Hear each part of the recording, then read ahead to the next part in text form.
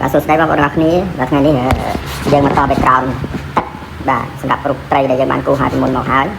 ឥឡូវយើងចាប់ផ្ដើមធ្វើ background ទឹកបាទសម្រាប់ជាងសាក់គាត់មិនទាន់មានជំនាញច្បាស់លាស់ក្នុងការគូររូប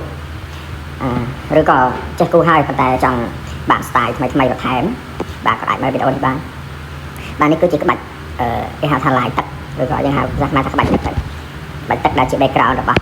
រូបស័ក្តិជា style ជប៉ុន style ចិនអីក៏បានយល់ទៅទៅរូបត្រីគឺត្រូវដាក់មានល័យទឹកនឹងនៅអមជាមួយតែមើលទៅរូបត្រីហ្នឹងមើលទៅវាស្រស់ស្អាតដែលវាជួយជំនួយសម្រាប់រូបស័ក្តិរបស់យើងធ្វើឲ្យមើលទៅមានភាពស្រស់ស្អាតជាងមុនបាទនេះគឺជាល័យទឹកដែលខ្ញុំបានបង្កើតឡើងដោយខ្លួនឯងវា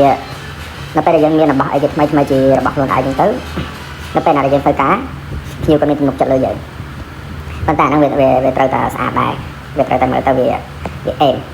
គេថាវាតំណងវាសមគ្នាជាមួយនឹងរូបភាពខាងក្នុងដែរមានគាត់ថាឲ្យតែយើងចេះគូល័យទឹកហ្នឹងអាត្រីប្រភេទបានអារូបប្រភេទអីក៏យើងដាក់ល័យទឹកហ្នឹងអត់ដែរវាមានបែងចែកទៅតាមរូបភាពគោលរបស់វាទៀតបាទឥឡូវខ្ញុំបានគូព្រៀងរួចហើយឥឡូវខ្ញុំចាប់ដើមគូខ្មៅដៃដឹកបាទនេះលេខ D8 ប៉ុន្តែសម្រាប់រូបល័យទឹកនេះដែរខ្ញុំគ្រាន់តែគូតែជាឡាញទេជាខ្សែបន្ទាត់ទេមិនបានថាប់ជាស្មៅជាអីទេព្រោះការងារស្មៅហ្នឹងសម្រាប់បងប្អូនចេះសាក់គាត់ចូលឲ្យដឹងហើយណាមួយវីដេអូខ្ញុំជាច្រើនទៀតតែបានបង្ហោះពីមុនមកហ្នឹងក៏បានប្រាប់ពីរបៀបដាក់ស្មៅដាក់អីហ្នឹងនៅក្នុងនោះអស់ច្រើនសម្រាប់បងប្អូនដែលចង់ដឹងគាត់អាចចូលនៅក្នុង channel របស់ខ្ញុំបាទមានគំនូរច្រើនប្រភេទបាទតកតងនឹងការសាក់ហើយនឹងតកតងជាមួយនឹងគំនូរគឺ channel ហ្នឹងគឺ channel artist ហ្មង channel បង្រៀនប៉ុន្តែសម្រាប់ការងារសាក់អត់សូវជាមានបង្រៀនប្រហែលទេយល់ទៅខ្ញុំអត់សូវចេះបញ្យល់អំពីការសាក់តែបើសម្រាប់គំនូរនេះគឺវាមកពីធម្មជាតិរបស់ខ្ញុំណាតែខ្ញុំអាចបញ្យល់បានច្រើនបាទនេះយើងខណៈគូជាខ្សែបន្ទាត់មកដូចជាពេលយើងសាក់អញ្ចឹងពេលយើងសាក់ក៏យើងដំបងឡើងក៏យើងគូឡើងខ្សែបន្ទាត់យើងដំបងដែរបាទយើងគូដូចនេះរហូតដល់ហើយទាំងអស់ក្រុងដែលយើងផ្ដានបាញ់មិញយើងគូឲ្យហើយទាំងអស់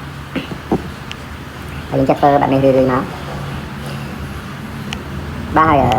ជាការនេះដែរក៏សូមផ្ញើទីតាំងហាងសាក់របស់យើងខ្ញុំបាទហាងសាក់សម្រាប់គឺនៅក្រុងប៉ោយប៉ែតហាងទី1នៅតមកក្លឹប EDM ហាងទី2នៅ Stargold អត់ទៅចាប់ផ្ដើមបើកថ្ងៃទី7 ខែ 6 ហ្នឹងទេបាទឃើញថាមានភ្ញៀវគាត់ចូលបដាហើយដូចមានរាល់ថ្ងៃដែរគាត់ថាជាហាងថ្មីមិនច្រើនដូចហាងចាស់ហ្នឹងទៀងអ្នកនោះហើយនៅហាងទី2នៅ Stargold ហ្នឹងគឺបើយើងចេញពីស្រោលទៅត្រង់ទៅហួសក្លឹប La Viga ហើយជាជិត100 ម៉ែត្រនិយាយថាពីផ្លូវនៅខាងស្រីដៃហ្នឹងគឺនៅក្នុងផ្សារនេះឈ្មោះថាតបអាជីវកម្ម S&N Store បាទ Store បាទនៅខាងក្នុងផ្សារតែម្ដងបាទមាន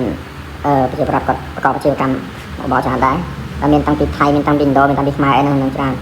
រូបម្ហូបអាហារម្ហូបកំងអីមានតាំងពីសាឡនមានតាំងពីថាប់មានអីនៅក្នុងហ្នឹងហើយសម្រាប់បងប្អូនដែលចង់មកលេងក៏អាចមកបាននៅទល់មុខហាងសាក់ហ្នឹងគឺមានថាប់ដែរតែបើកប៉ុន្តែអត់រួចទេហើយជាមួយខែទៀតណាព្រោះទៅអត់គាត់បាទឥឡូវឡាយទឹកយើងបានគូបន្តរួចរាល់ហើយទៅដល់គូផ្កាសាកូរ៉ាឥឡូវផ្កាសាកូរ៉ាគឺចាប់ផ្ដើមចេញក្រោមមកហើយបាទនេះគឺជាក្រោមផ្កាសាកូរ៉ាបងប្អូន